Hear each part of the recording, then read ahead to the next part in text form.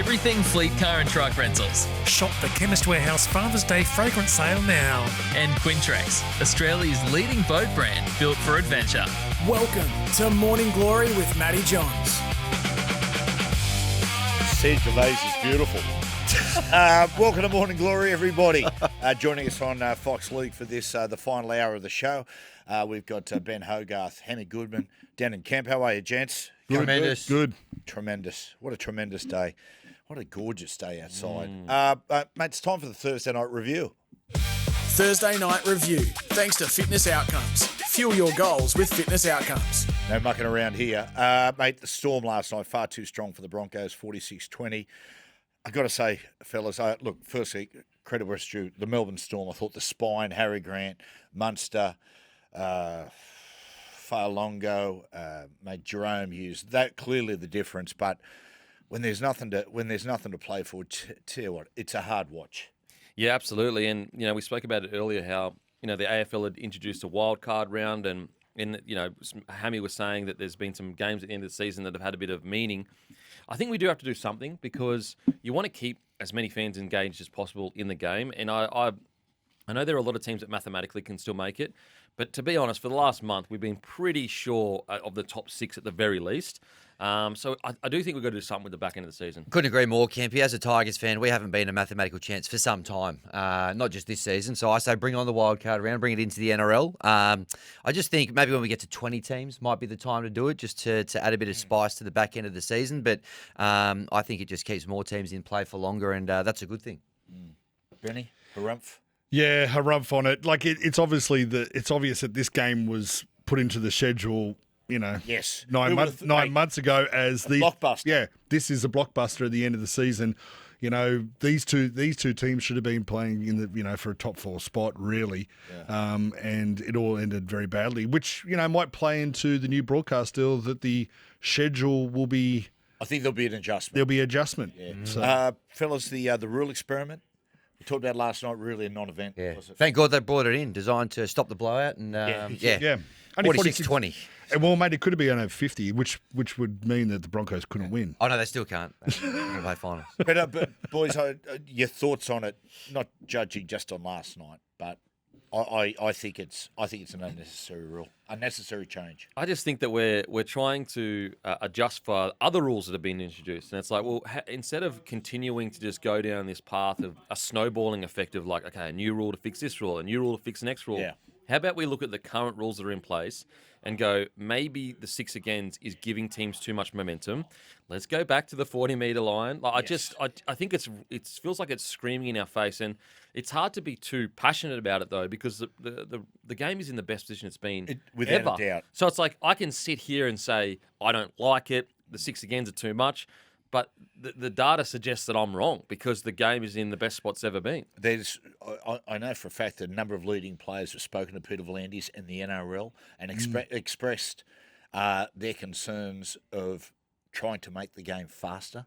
About like the players you can see at the moment, and they're probably going to meet the game halfway, changing how they do pre-season and off seasons and things like that. But they just can't afford at the moment to make the game any quicker. I'm with you, Campy. I think bring it back to the 40-metre line again. But you're right. The game is flying. I just think it's unnecessary at the end of the day, particularly giving that key decision to the team that's been scored upon. Yeah. So. Anyway, the other big story around the game leading in and remains the biggest story out of the night is the AM Reynolds saga. Was it his decision not to play? Was it the medical staff? Was it Madge's? It's at the moment it's still pretty much a mystery. Yeah, look, and it's up in the air, I guess, but my personal opinion was I think Madge probably looked at it and said, if you're good to go, you've got to play 80. I think Reynolds probably wanted to say, well, I might not be able to make 80, but if you can give me 20.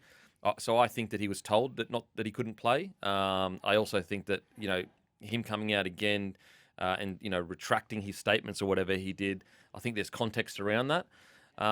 Look, the key for me is like regardless of whether you believe he ruled himself or not, it actually has become almost irrelevant. I think is the wider picture is look how this has all been handled. I mean, the Broncos have apologised for how the farewell even went last night. So how did that play out just quickly? So basically, all that was for a farewell was they walked around the field with no music or anything and just said goodbye to the fans. And you might be listening saying, that's a normal thing to, okay, that seems pretty normal. But they do that every year for every departing player. So it wasn't just Reno walking around. It was every player in the top squad that was leaving saying goodbye. And also, they walk around and say thanks to fans every single week. So there was no big event put on or whatever. But during this goodbye, Kia ads were being played, and I think a lot of members felt really upset that we're having an ad being blasted to us whilst we're trying to say goodbye to a legend of the club. And I just think that, as I said, whether you agree, disagree, he said it, he didn't say it, this is evidence of a club that is really, really struggling, and they've handled it quite poorly. Yeah. And it has to be the whole week. From Monday to Thursday was an absolute shocker for the poor old Broncos. Like it gets to the point where the barrage is just they're getting hammered so much. You start to feel sorry for them. I feel sorry for we all know people up in that club where it's like, oh, they just need this off season to start. Yeah. Now. Yeah. Can they forfeit next week and just get into the off season? You know what it's starting to look like as a former player is it's such a juggernaut. It's like that's the problem. It's one of the rare clubs that the business arm of it is so big it almost exists on its own. Yeah. Whereas every other club, they're so intertwined because they're a smaller entity. Whereas the Broncos, when you look at valuations, I think the highest evaluation close to the Broncos was $150 to $190 million they recently did. The Broncos' valuation was nearly $400 million. It's so big. And so I just wonder that the way this was all handled was evidence of such a big moving giant that things get, fall through the cracks, the communication struggles. And they almost need to break away to the business side that has nothing to, and have a football side running it. And that's why you look at a guy a club like the Storm with Panisi that runs everything football-wise. Yeah, that's right. You need guys like that to be able to separate the two. Yeah, without a shadow of a doubt. On Adam Reynolds, a lot's been said. Okay, did he play? Didn't? At the end of the day, that's his career, and it's been. I wrote about it today. It's been an incredible career, what he's done. I remember watching him play for the first time 2007 for Matraville. Yeah. I think they played Fairfield Pats in the Arrive Alive or the Schoolboy Cup final, and all the way he's worked through. Going to South Sydney, mate broke the drought there. He was a halfback when they won the competition in 2014, of course, first time since 1971, and then to go to the Broncos. And the thing about it with Reno is you look and you go, okay, being a bunny for life, which would have been fantastic. But my argument is going to the Broncos and winning competition there has really just added another dimension to his legacy. When he won the grand final with the Broncos, he's surrounded by guys like, the Burgess brothers, Big Sam there's the captain, you got Greg Inglis, you got Johnny Sutton, so on and so on, that almost you forgot about the little bloke who was pulling the strings. Yeah. But when he went to the Broncos, and if you look through Broncos history, they look upon Glenn Lazarus as the greatest, most significant signing, given the fact they couldn't just take that next step, the Broncos. And Wayne recognised what Lazo had done at Canberra and said, we're going to bring him to the Broncos, and they went back to back. I think the contribution and the importance to the Broncos, the Adam Reynolds signing supersedes Glenn Lazarus. The years going, they were in rugby league hell when they signed Reno. They got a wooden spoon, then they finished 14th. He went there, everything changed immediately. This was a team that had the best young pack in the competition, but no steering wheel. They were basically playing that, they were lost out there. They didn't know what they were doing. And he changed everything. He broke the drought at the Broncos as well. And we were talking about that off air where we were saying, he bought into a wooden spoon team and turned them around. I feel like the greatest, what makes Reno really great is that next year he's not there. And even though he hasn't been there much this year, he's been injured, it looks like they're almost going to go back to those dark days where they don't have a captain behind the steering wheel. And who's going to take it? In all honesty, honestly, Ben Hunt. But Ben Hunt is going to. Ben Hunt might go down the same way that Reno just getting those little injuries, those little niggling injuries. Well, the bizarre thing as well is I don't think that was the plan at the start of the year. I think Pezzett was supposed to be the guy. Yeah, he's gone to Eels. He's struggled. That's right. And it's what are we going to do? But this is the thing. As you said, Broncos are such a juggernaut. They need to have a procession line or a succession line of world-class halfbacks just coming up next. Yeah. If he had 20 minutes in him, I really think he should have been allowed the opportunity to have a farewell. Given this is a game that, was pretty inconsequential, we're testing new rules in it. I mean, surely it's a perfect opportunity to give him a send-off. Well, talking about giving someone, doing something or tinkering with things to give someone the dues they deserve. Yep. Mate, the Gold Coast tomorrow, Saturday, 3 p.m. Yep. Titans versus the Bunnies. Bunnies, they're going to get Jai his 100th game this week and next. For the Titans to allow this to happen was a no-brainer. They love Jai up there. Like, he played 56 games. He's so well thought of. They jumped at the opportunity, the Titans. But well done to the Roosters. I mean, this is the arch enemy, and the Roosters, without hesitation, have said, absolutely. So well done to them. But expected a big crowd there tomorrow at the Gold Coast. Just letting you, it's going to be really emotional. There's something very special planned for how the players are going to go on the field together. So it'll be a great day. Yeah, nice gesture as well. The Titans wearing their Jai jerseys as well, which is fantastic. They'll be auctioned to full time. They look great. Yep, they'll be auctioned. So, yeah, well done to both those opposition teams for buying in. That'll be a huge event, round 27 as well. Roosters, Rabbitohs, full house, Allianz Stadium. That'll just be spine-tingling sort of stuff. I also saw Blake Solly came out and talking about the Jai situation, and he also referenced what Nick Politis had done. The minute he had heard about Jai's situation and the donation that he made to Jai and Jai's family, I tell you what, like, class act. Class act, and the Book of Feuds is well known, but when something like this happened, like the way that Uncle Nick, straight away on his front foot, commendable. Big game for South this. They're pushing for a home semi-final in week 1, 5th or 6th. Latrell, named number 19, male, is expected to play.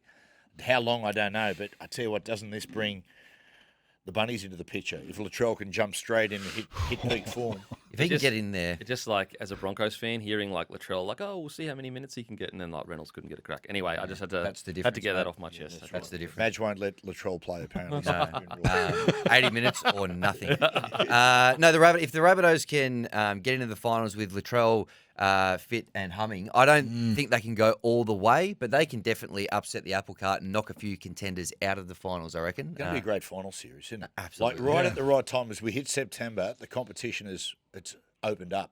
I mean, you see, we'll talk about the Dolphins shortly, but, mate, geez, they've got a big game. Mate, they knock over the Roosters at Allianz Stadium. Boy, oh boy. Yeah. Well, the Tigers showed them the blueprint last week, didn't they? So there is a path to victory at Allianz Stadium against the Roosters. The Dolphins look playing for a top 4 spot. If they can get in, once you get in the top 4, anything can happen because you win that first final, you get a week off, everything clicks. They got so much strike as well. The Dolphins, that they'll be a real handful to play in the finals. I'll tell you what we're going to do. We're going to take a break now. After the break, we've got Morning Glory Jeopardy. It passed from the Quizmaster to Ben Hogarth, the Quizmaster. We're curious how the spin that Hammy would put on this when he's hanging around. Hammy, the Quizmaster, straight after the break.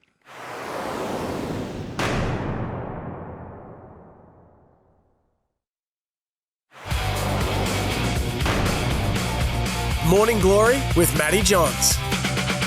Yes, welcome back to Morning Glory with Matty Johns. It is time for Morning Glory Jeopardy. Yes, now not sure if you've heard, boys, but I'm currently doing 75 hard, 25 days in, 50 to go. Bring them on. Thanks to the Tigers for missing the 8 there. So given I'm doing 75 hard, what better topic for Morning Glory Jeopardy than rugby league hard men? Seamless segue. Got one right here. It's going to be hard to be modest. Absolutely. I was pointing at Kempy. Oh, sorry. Yeah. Yourself, Ben, you would have played a bit of rugby league back in the day? Yeah, heaps. Yeah. Any man Mate, that plays look at this face, mate. any man that plays rugby league with this beak is tough. I'll just say that. It's a dangerous game. For sure. So obviously I've been a little bit too successful over the last few weeks. I think I'm the 2-time defending champion. So they've given the madman the keys to the asylum today, and I'll be your quizmaster. Just a question, boys, before we continue. I bought these glasses on Amazon, and when I wear them more than a minute, I'm getting headaches. Does that mean that I'm probably the wrong? I would say that wrong prescription. I would think so, yes. Good to know. Yeah. Amazon, do you buy your glasses at Amazon? Yeah, nice and cheap. Head into Chemist Warehouse and see the team. They'll sort you out. Looking forward to it. Be down there shortly. All right. Protein bars too. Spoiled for choice. All right, let's get into the first one. So, Matthew, question number 1 is for you. Now, Newcastle hard man Chief Harrigan had a hit single, That's Gold, in 2007. I think we've got a bit of it here.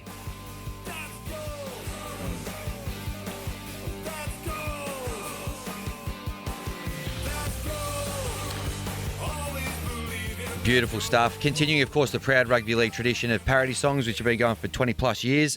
Did it end up higher or lower on the ARIA charts than Reg Reagan's smash hit, Am I Ever Going to See the Biff Again? Okay, when we say higher or lower, Yes. you mean Reg Reagan finished at 11, Yeah. nationally. No, I don't think Chiefs went anywhere near that. Oh. Incorrect. Oh. In 2007, That's Gold reached number 7 in the ARIA charts. You win again, Chief. You always do. Yeah, back when music was music. He would say that's gold. Can't argue with that. What a movement that was. That's gold. That's a sort of pre-social media. People still do it. Yeah. The Travojeviches do it when they score. Yeah. Yep. People still do it when you film the crowd. They still do that, which is better than other things that they. Yeah. Other things the young folk do. Yeah, certainly is. I actually featured on That's Gold in my AFL mascotting days at the Legends game, which they did last night. Yep. 2014, while I was in the middle of my run of winning all those mascot races. It's actually, I couldn't find the vision, but I'm in the background behind owner of this station, Hutchie, who's doing a piece to camera. And That's Golding in the Woofer, the Bulldogs costume. So if anyone's got that vision. Got to put your thumb up, mate. Yeah. No, I think the correct technique is no thumb. Yeah, you're right. It was no thumb. Yeah. That's right. Yep. There we go. All right, question two. This one's for you, Kempy. Well, here we go. Gordon Tallis signed for the Brisbane Broncos during the Super League war with 12 months to run on his Dragons contract. Rather than play out the final year of his deal for the Dragons, he sat out one season. What year did he sit out? Steele. You should know this, obviously, as a Broncos old boy. I think Matthew. I'll say 98. Incorrect. It was 1996. Is correct. So 1996, leading into the year when the Super League war hit, I'm pretty sure Rod Reddy was going to be the coach of the St George Dragons. He got poached to Super League, went to the Adelaide Rams. David Waite stepped in January, and they went on this amazing run and made the grand final against Manly that year. But yeah, Gordon set out that season. Who knows? If he'd played, they might have beat Manly on the day. You don't know. Don't think so. Well, Yeah. it's your opinion, Ben. I guess we'll never know. Question 3. This one's for you, Ben. Yep. Here In we the go. 2014 grand final, Sammy Burgess broke his cheekbone in the opening tackle of the game and went on to win the Clive Churchill medal. It drew comparisons to another South legend and their grand final performance. Who was the player and what injury did they occur? Steele. It was a broken cheekbone. Oh, sorry, it was a broken jaw, and it was Johnny Sattler. Correct. Nice save, Ben. Cheekbone, I was sorry. going to say. Yeah, Against Manly. Yep. I think it was broken in 2 spots, wasn't it? It was Johnny 2 Sattler? spots. He And it actually just- had and it just to. was hanging. And there was a kangaroo tour going to go on after it, and he wanted to make the kangaroo tour. So when he went out to see the selectors, he actually had to push his jaw into place. Oh, God. For the whole game, he had to bite down to keep his jaw in place. Wow. That's a tough guy. Yeah. Johnny Sattler. Back when footy Not was footy. Yeah, that's right. Not Yeah. many of us around. Yes. Kempy would have gone off with that injury. Yeah. Hey, man, I stayed on the field with some broken ribs before. Yeah. Just saying. Yeah. All right. Six of them, too. Well done. Six broken Busted ribs. ribs. done, mate. 6 again. Hard man. Speaking of hard men, question number 4. This one's for you, Matty. Willie Mason played for 5 NRL clubs. Name them. Okay, he played for Newcastle Knights. He played for Manly. He played for Canterbury Bulldogs, of course. He played for the Roosters, and he played for the Cowboys. He's correct. Wow. Wow. Nailed that. Well That was- played. that Had was a beer good, with too. Willie last Saturday night after Old Boys Day. Just one? About 16. A good man. Now, question 5. This one's for you, Kempy. On Willie Mason. He also played for 2 Super League clubs. Name them. One of them. Catalans He's correct. Steele. and Wigan. Incorrect. Hull Kingston Rovers. Is correct. He played 6 games for them in 2011. Before, I think, halfway through that season, he walked out, went to rugby union. He did. He went to Toulon and played for the Barbarians. He did, against the Wallabies, I'm pretty sure as well. The redemption tour today. Yeah. You're going very well. Unbelievable. I love us hard men. We know each know something about all of us, inside and out. Yeah. Didn't sound right. No, we It's hard, man. Sounds a bit I awkward. got mixed up in that salad. might take a point off for that. Yeah. Leave it on. Question 6 for Ben. In the 2009 Grand Final, Storm versus the Eels, 3 forwards scored tries. Sorry, 3 Forwards scored tries. Name 2 of them. Melbourne, of course, beat Parramatta on that occasion. What was the score in the end, please? I haven't got it here in front of me. Let's go with. I can give you a hint. I have no idea. There were forwards from both teams that scored. Yep. Let's go with Nathan Kalis. Incorrect. That's awkward. Anyone want to I steal? don't know. I only know one of them, but Well, Matthew, you can steal. yeah, but I Play an aggressive Did form you say of steal, trivia. Kempy? Absolutely not. Yeah, of and course. last week I killed myself by basically stealing and then missing points. So I'm not going to do it. Okay. Okay. No, But that's I fair. was, if I was going to say, Fui was one of them. That'd be correct. and I one of reckon them. Ryan Hoffman might have been another. Yeah, it was a shame you didn't steal because that would have been correct. Yeah, it would have been. Yeah. There you go. All right. Question 7. Win some, you lose some. This one is back to you, Matty. Okay. In 2005, Manly winger John Hopewade was suspended for a horrific high shot on future Tigers legend Keith Galloway. Yep. How many weeks was Hopper suspended for? I think it was indefinite. Well, he did finish his. He didn't play first grade again, but that's not the penalty he was given. Anyone want to steal? I won't steal. Can I have a punt at what it was? No, okay. No. All right, it was 17 weeks. 17 weeks. He got. Okay. Almost felt unders, to be honest. Pretty horrific high shot. Kempy, for you, question number 8. There is only one suspension longer than Hopper's 17 matches for a one-off offence. Steal. Who was it, and what did they do? Steal. Was it in Origin against the Big Man? No. No, it's not. know. Benny. It was Les Boyd, and he Was that against the Big Man? Les Boyd? no, because he was a came different back. one. He came back from that, Okay. and then against Billy Johnston when he was playing for Manly, he eye gouged Billy Johnston. No. Incorrect. Was it is it Les Boyd though? No. No, okay, I'll do it. Les Boyd, he went I'll for a whole steal. season. No, I'll steal there. I think it was Western Suburbs Bobby Cooper for an elbow to the head of the opponent. No. Danny Williams, 18 weeks. A king hit on Marco Marco Neal. Neal. Yeah. Oh, 2004. Uh-oh. Oh, no, I might have Bradbury this. Give me something next. Oh no! Give me. Jeez. There you go. The old sure steal. that it wasn't Les Boyd. Pretty sure. God, that's. I thought it was Les Boyd too. Yeah. I thought it was Les Boyd. It's too. gone to the Boyd bunker against of it. Billy Just Johnston. have a look at Bobby Cooper there too. 15 month. It wasn't. For Didn't Billy give us Johnston? a specific for number of Les games. Boyd? Oh, Yeah. 15 months. Yeah. Well, the answer I was looking for was Danny Williams, 18. Let me just have a look. I'm gonna. Sorry. Okay, continue. okay. I'm We'll really. go with I've got that. to think about Bob I'll go Cooper with 15 here. months, but Okay. I'll leave it with Tourist in the bunker for the Bob Cooper Yeah. analysis. All right. Next question. Question 9. This is for you, Ben. here we go. James Graham. He copped a monster suspension in the 2012 Grand Final for biting Billy Slater's ear. How many weeks did James Graham cop? Steal. A monster suspension. I'm going to say 15 weeks. Incorrect. 12 weeks. Correct. Wow.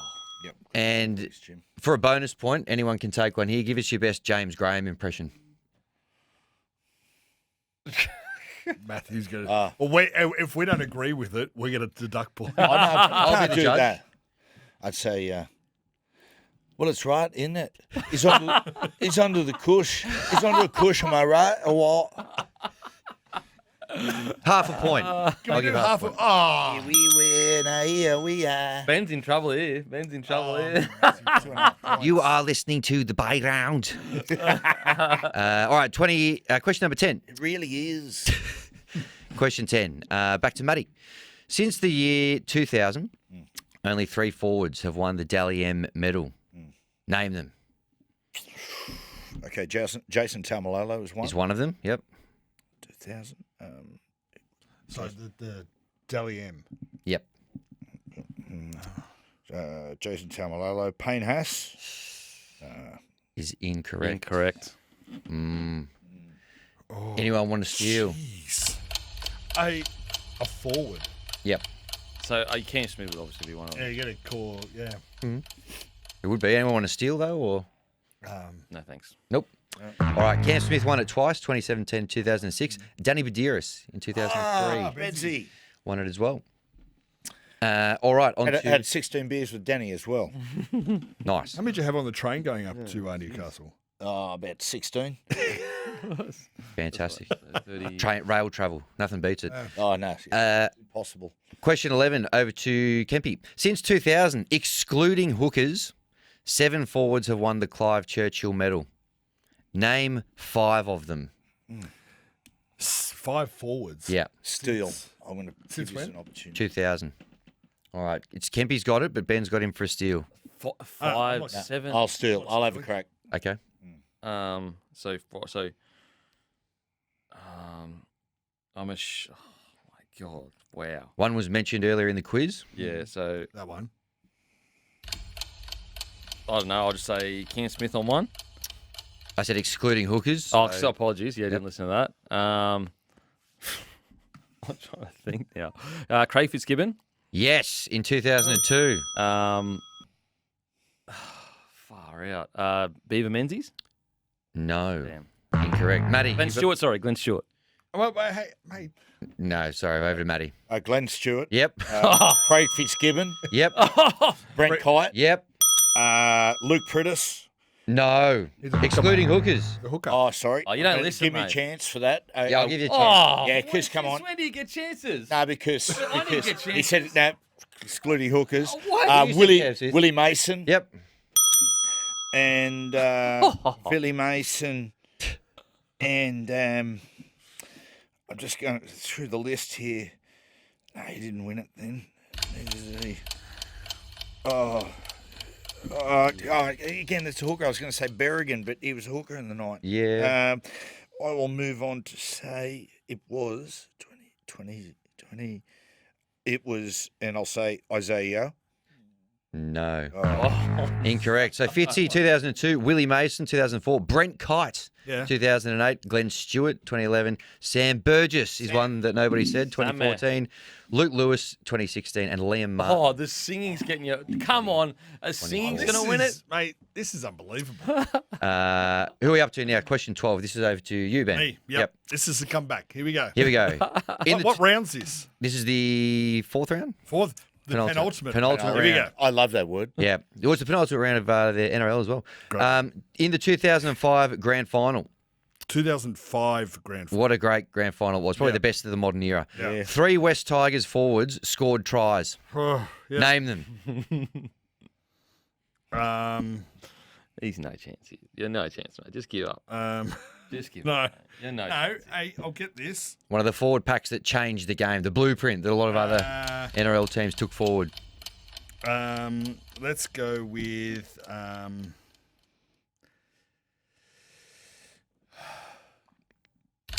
Yeah. yeah, I'm trying to say something tourist, Just give but up. nothing. Mate. You got nothing. You got nothing. You're done. 3, Was Paddy Richards a forward? 2. No, wasn't. 1. You're out. He should have been. He was big enough. Big enough. Anyone want to steal? Yeah, 3. You got to No, rename thanks. 3 of them. You do. I don't. No. Chris Langton. I'm not going to steal. No. There was Toddy Payton's got one. He got the last one. Yeah, Yep. I reckoned John Scandalis. Don't know if Scando got one. He did not. Gibbsy did get one. Gibbsy. Gibbsy. Didn't One more. Went on to play for the Titans. Oh, jeez. Anthony LaFranchi was the third one Buffer. I was looking for as Doing a well. good job there, You Buffett, said yeah. that these was a groundbreaking forward pack. Yep. Yep. Changed the game. Blueprint for the game. Ruined the All game. right. So score update as we head into the last round. Matty leads the way on half a point. Half a point. Denon is on 0 and Ben on -1. Anyone's game here. This is what you want out of a quiz, isn't it? Exactly. Going right down to the I'm gonna wire. steal some here. I knew you guys. wouldn't disappoint. I bet you will. Steal some here. All right, Matty, over to you. Question 13. In an infamous footy show segment, Wendell Saylor broke a rugby league premiership winner's arm in an arm wrestle. Who was it? Steal. Oh, God, it's Ben Ross. It was Ben Ross. Wait, you blokes. Oh, God, I was just throwing off there. Should have held it longer. It was Ben Ross. Kempy. What about?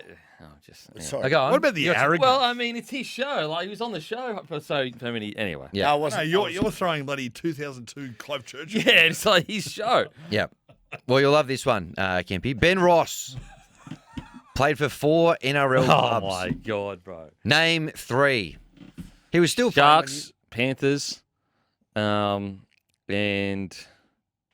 Correct. Sharks, Panthers, and Oh, yes. Steel. Oh, Oh, Ben, here we go. Sharks, Panthers, and Rabbitohs. is correct. Well done, Beak. Yep. Let's say Dragons. Well played. The other team was the Dragons. He played 1 season for them in 2002. 2 stints with the Sharks, and obviously won the comp with Penrith and finished up with South. Oh no, Ben. Oh, this is.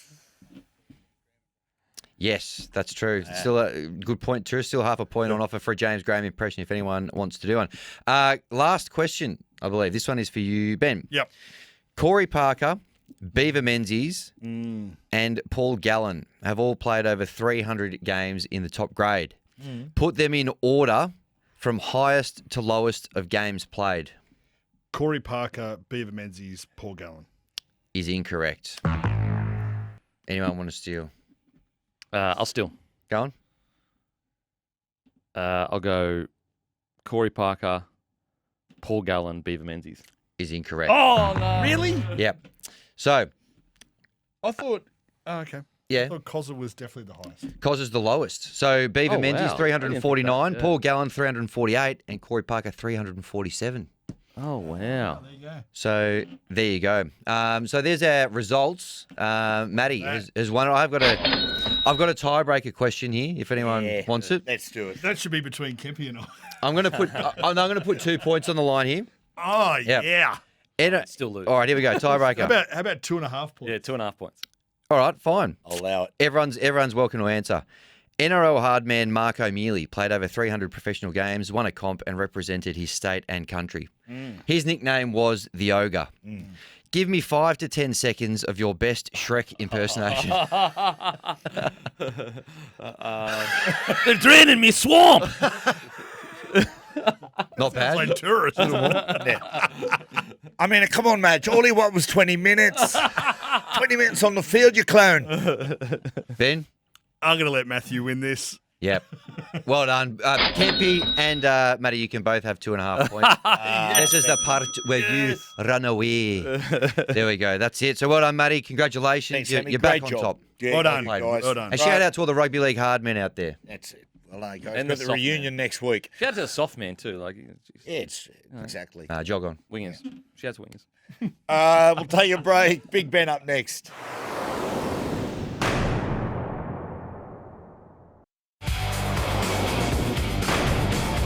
Morning Glory with Matty Johns. Yes, and welcome back to Morning Glory with Matthew Johns. It is time for this.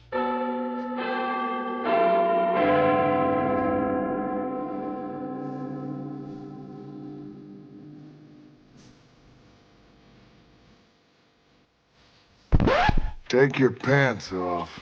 I don't even know your name. Bend over. Ben, nice to meet you. Victor Hugo. How did that slip through the system? Victor Hugo here. It's the first time that Stinger's been on Fox League and Kayo. So I know. It is too. Look at these.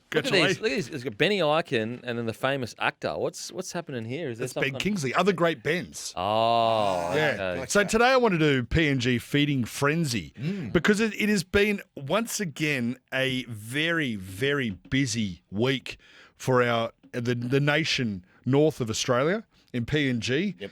007 was announced. Everyone was waiting with bated breath, and they've done it. They've done it well again. 007. They dropped it. Incoming, the little bit of news. Joey Manu was announced as the player going to PNG Chiefs. I personally think that's a great signing. Great signing.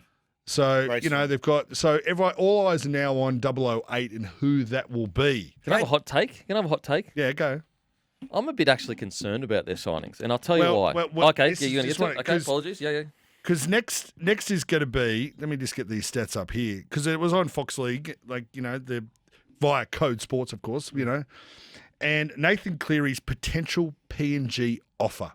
Ooh, They're saying $6 million for 4 years with a $1.5 million per season tax-free.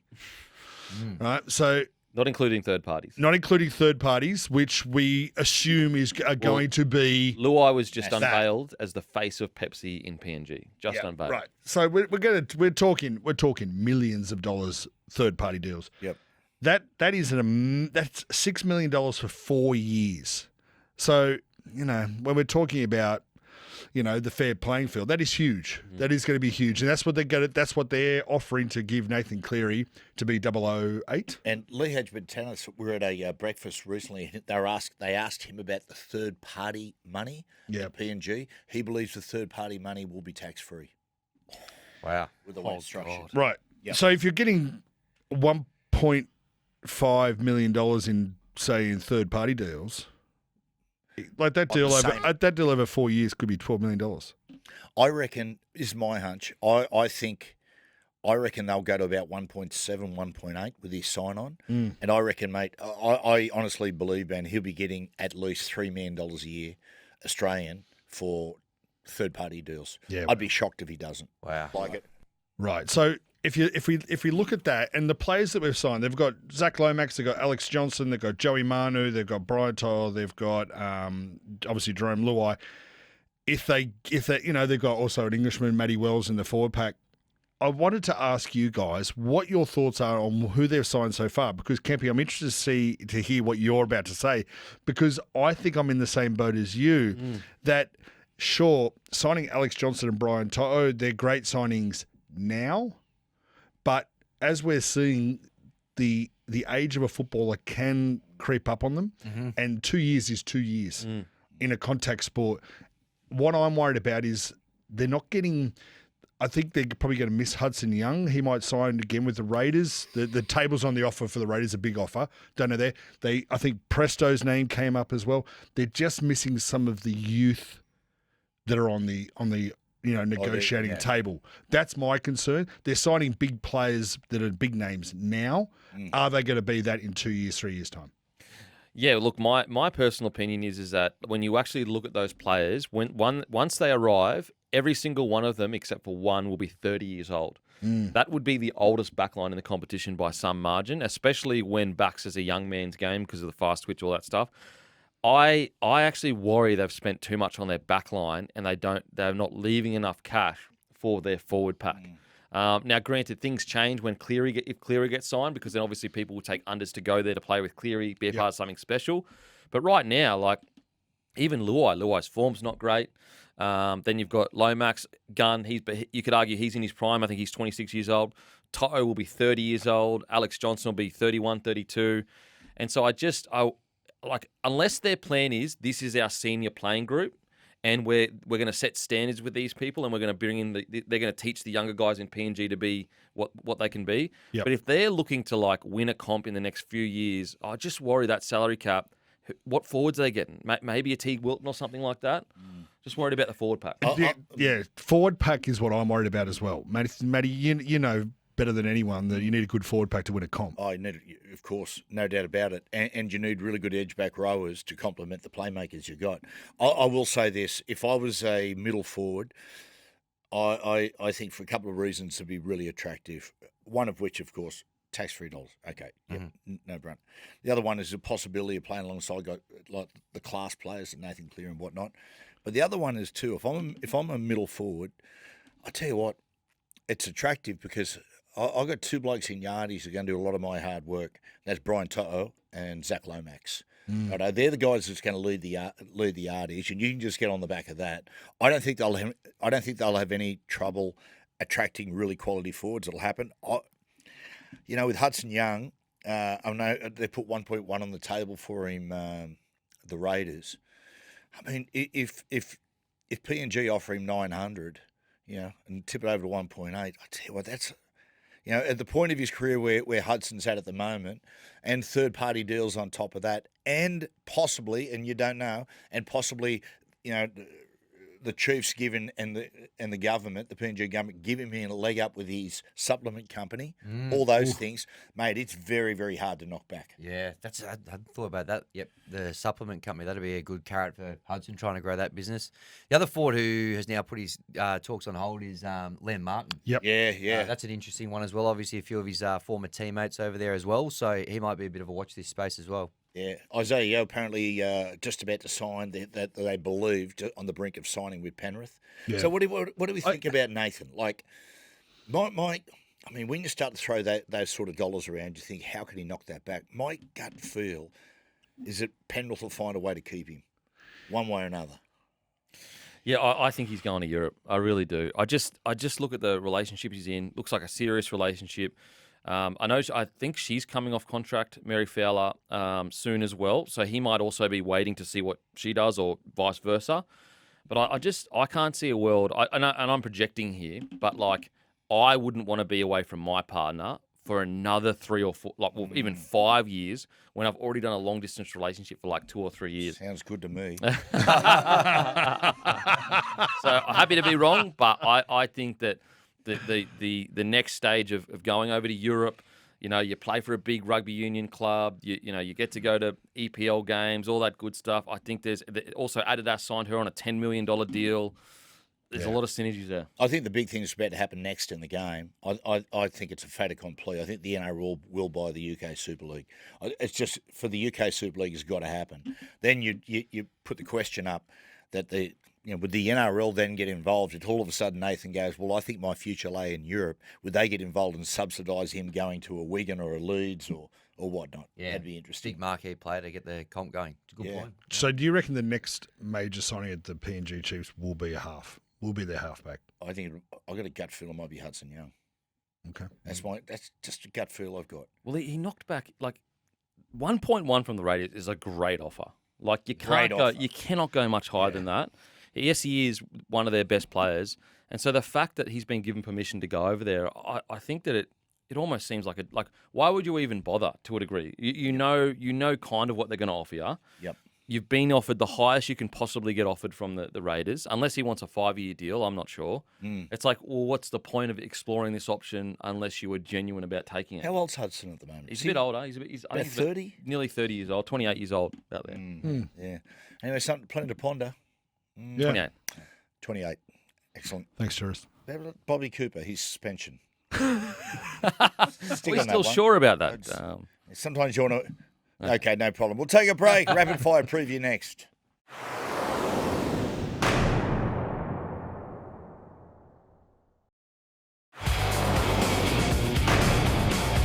Morning Glory with Matty Johns. Yeah, welcome back to the show, brought to you by Quintrex, Everything Fleet and Chemist Warehouse. Chemist Warehouse been with us since day one. It's time for the Friday night preview. Friday night preview, thanks to FroPro. High-protein pizza and pies, the perfect footy meal. Panthers, Dogs. Panthers, well, they're locked in a three-way tussle for the minor title. Dogs got to win this one to stay alive. Mate, no Jack Cogger. Jack Cogger out for 3 weeks. Given there's no Isaiah, that's a big loss. Yep. That's Nathan's deputy. Jack Cole comes in. That's interesting, Jack Cole coming on. Blaze on the bench. Fair to say they've probably given up on... was an experiment, or given up on Blaze in the sixth, see more as an outside back or a fullback going forward? Yeah, interesting one. I think at least this year, he'll go to November 1 as well, which will be super interesting. Yeah, for sure. Boys, who wins this one? What are you thinking? I think Penrith's going to be too good. The Dogs did beat them earlier in the season. They've definitely got it in them. I just think, 2 weeks out from finals, minor premiership, home final on the line for the Panthers. I think they're going to be too good. I'm going to say the Dogs. Wow. I'm going to say the Dogs get up in this one. I reckon they've got too much to play for. Yep. And like the Panthers do as well, but I just think the Dogs are going to have to be more desperate. They're more desperate. I tell you what, Saturday 5:30. In my opinion, this is a game I'm really looking forward to. Roosters and the Dolphins, massive game. Roosters pushing for top 2 or the minor premiership, but mainly just need to bounce back after that loss to the Tigers. Yes. Yeah. Good to see you with the shirt back on. Yep. Dare I say shock loss? You're welcome. Yeah. I don't know. I thought that was my certainty last week against the Tigers. So, they're going to need to bounce back for sure. Dolphins trying to hold on to that top 4 spot. Boys, who wins this one? What are you thinking? Yeah, I mean, I expect the Roosters to bounce back. I definitely don't think they're going to let what happened last week occur again. But the Dolphins, I don't know, they're starting to click, starting to really hum as we get into the finals. We know, though, they have got a bit of they've got a drop off in them. So I just wonder whether the Roosters bounce back factor might be a little bit too much for them. I think it's a Dolphins ambush. I think it's a Dolphins ambush. I think they've had this. Christian Wolf actually mentioned it in the post-match press conference last week, having this circled in the calendar. So I think the Dolphins might have an ambush. You know, Jack Bostock hasn't lost a game all year. One Origin, 12 NRL games. Hasn't lost this year. Unreal. Geez, mate, they're a good side on the up, mate. Yep. Good young sides. Got some outstanding young blokes. Guys, rapid fire preview. Upset of the weekend, boys. You go. The You go. Tigers up in Townsville. They're going to go Well, and make it 2 in a row. I've done the same in there. I mean, everything for the Cowboys to play, but I just think, coming off the break, I don't know, the Cowboys have just been so hit and miss. I'm going to go for the Tigers too. It's the mad cow factor. When you go up there, the coach would usually say, listen, great night out in Townsville, pack your jeans, yes, but you're only going out if you win. That was a strong motivation. I'm going to say the Titans over the Rabbits. Yeah. I'm going to... What? No, it's interesting. I reckon the Titans up there, I reckon they're going to put one on the Bunnies. I'm going Eels. I'm not moving. See that? Just because you know, and someone go like, oh, look, Titans own and not away, guys. Eels over the Sharks. I am a little bit worried about the Sharks. Boys, which game goes to Golden Point? This is one I've gone Titans Souths. It's got a gut feel on it. 30-all draw. There you go. I've said it. I reckon the Chooks Dolphins one's going to be an absolute ripper. That'll be a very close game. Golden Point is Cowboys Tigers. I think it's going to be a blowout one way or the other. I don't know about Golden Point. I reckon it's going to be a slogfest. Panthers Dogs. Boys, which coach goes berserk at the post-match press conference? The Raiders have got the bye. Just trying to imagine a bit more reserved. I've gone Toddy Payton. If the Tigers beat them, I think Toddy Payton. You could just see sometimes this year I've looked at Toddy Payton and I think to myself, mate, surely he's going to go off the handle soon. The frustration. Do you reckon this could be the week? Do you reckon you're going to hear it's just not good enough? The fans out there, it's just not good enough. It is. Yeah. That's what it's going to be. Yeah. If the Panthers put a score on the Bulldogs, maybe Serraldo. Yeah, I could see him getting a bit hot under the collar. Yeah. Boys, which team will dominate the headlines next week? Surely it can't be the Broncos again, but I've gone the Broncos. I think they can go back to back, the Broncos. I think they've got it in them. Yeah. Unfortunately, I think there's more to unfold with the Broncos situation. I'm going to say the Tigers because they're going to go up there, let's say, beat the Cowboys, and Mad Cow is going to get burnt to the ground. Oh, my God. I like it. A good news story. Positive headline. That would be a positive news story. So, yeah, let's do it. We needed it for the last week. Yes. Yeah. Now, to finish with, boys, who scores a hat-trick over the course of the weekend? I'm going to keep it at home. I'm going to go Keanu Keeney. He's a good little player, mate. Phenomenal. He's a good player. Very good. Man. Well, you imagine he'll feature in the World Cup end of the year as well. I'm going, again, third week in a row, Solomon Sukuru. He's been a handful. He's really burst onto the scene first couple of weeks. I'm going to go Lehigh Hopewadi. I'm going to say if the Dolphins are to beat the Roosters, Hammer is going to score 3. Oh, yeah. Yeah, okay. More than capable. Now, you two blokes are going to Four Pines Park. Correct. Tonight. We are. Yep, we'll be out there with Rugby League Guru as well. Timmy Williams, Matty the Water Boy will be there as well. In full Manly kit as well, which Kempy's very much looking forward to. We lost a bet. So basically, at the start of the season, we were so sure that Manly wouldn't make the 8 under Seabold's leadership. Seabold factor. We said that if they are a mathematical chance, we will go to the ground and watch the Dragons v Manly in Manly kit. Now, a bit of a loophole, that was under Seabold's leadership. We didn't know Kieran Foran would come in. No loopholes here, mate. Damn you, Fosball. So, listen, we're men of our words, even though we're probably going above and beyond here. There was a loophole to take. We didn't take it because that's not where we're about. As a Queenslander, I couldn't allow the standards to slip at bloke. So fair enough as well. Ben, what about you? I'm just going to enjoy my weekend. I'm not going to look far. Well, I'll tell you what I'm doing. I'm heading to the Gold Coast with Brian Fletcher. Kidney stones and all. Oh, God. Well, let's hope one of them comes out on the Jetstar flight. Just kidding. You don't fly Jetstar. Maybe you should look for him. Sorry, what? Right, that's all we've got time for, guys. Have a good weekend. Look after yourselves. Make sure your pets have got plenty of water. Your elderly neighbours are well. And we'll speak to you next Friday. Ciao.